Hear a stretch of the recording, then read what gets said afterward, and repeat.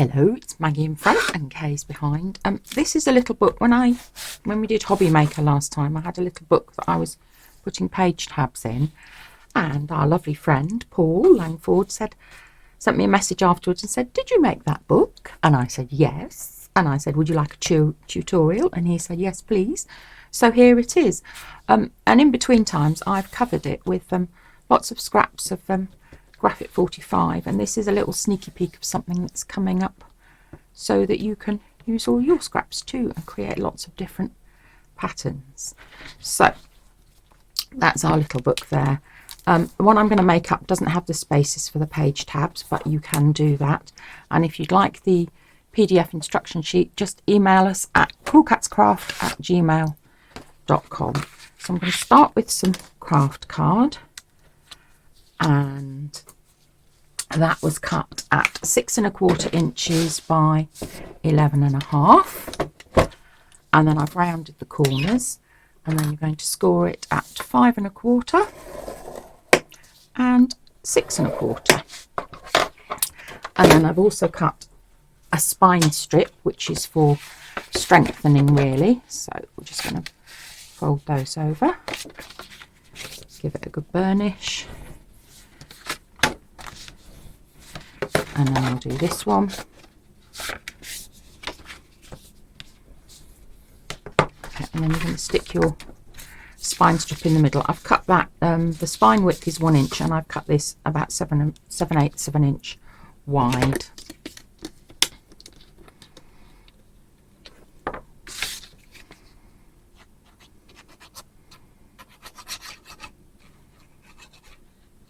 This is a really nice, easy book to do, and the pages I've used 210 GSM cardstock, but you could use a lightweight watercolour paper, you could use a lightweight mixed media paper. It really depends what you want to use it for.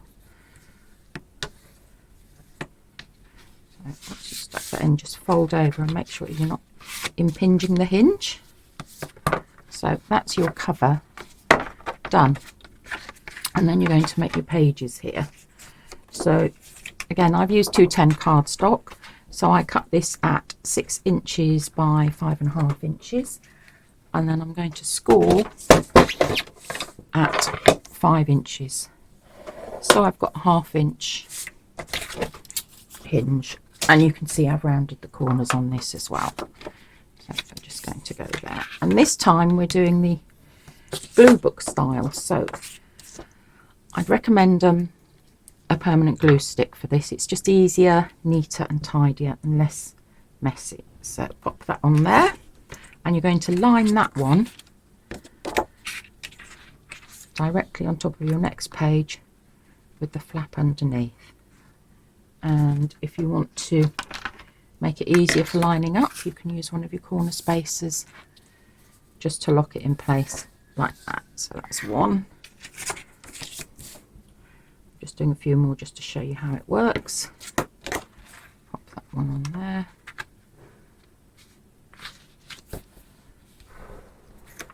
And then the final one.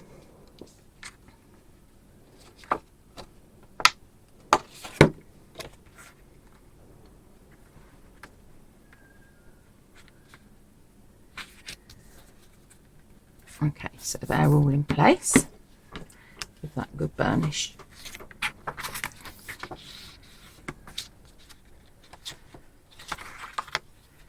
One's there,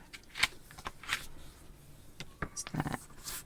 Okay, and then I've got a book stack, page stack that I've already made beforehand, so I'm just going to stick this one, this little stack that we've made now, onto here. Stick that on there. Oops, make sure that doesn't slip. So now you've got a good book stack with lots of pages in. Okay, give this time for this to set, and then you're going to stick it into here like this. So for this one, you need a good coating of glue, so we'll put a good amount on the back of the spine here, and then we'll do this one here, and I forgot to say, but I'll show you when I do it. Alright, so let's stick that in there. So we're going to put that equidistant top and bottom. Okay, and then you'll see you might have a bit of a gap each side. You're going to fold your top cover up, and then as you fold your page down, you will see that in here that actually goes into the edge of the spine. That's fine, but I can see that I'm not equidistant top and bottom, so we'll just give it a little wiggle up. That's better. Okay, that's that one there. And then you, on this one, I cut the flap off that would have, the hinge off that would have stuck onto the next page underneath, just so it sticks better. And then I'm just putting glue on this side.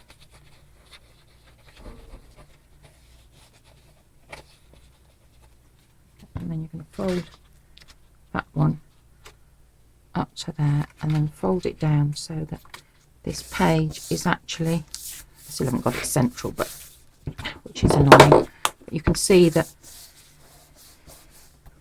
the front and back are actually flush with the cover and the spine. And obviously make sure that yours is central, because mine is not. And then you would give that a good amount of time for the glue to set. And obviously you can see that I'm burnishing really well as well. Okay.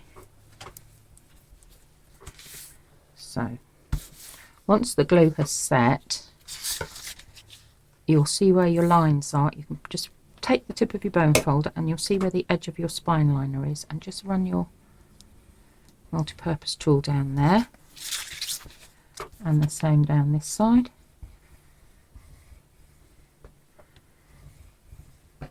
Okay, and then you should be able to bend up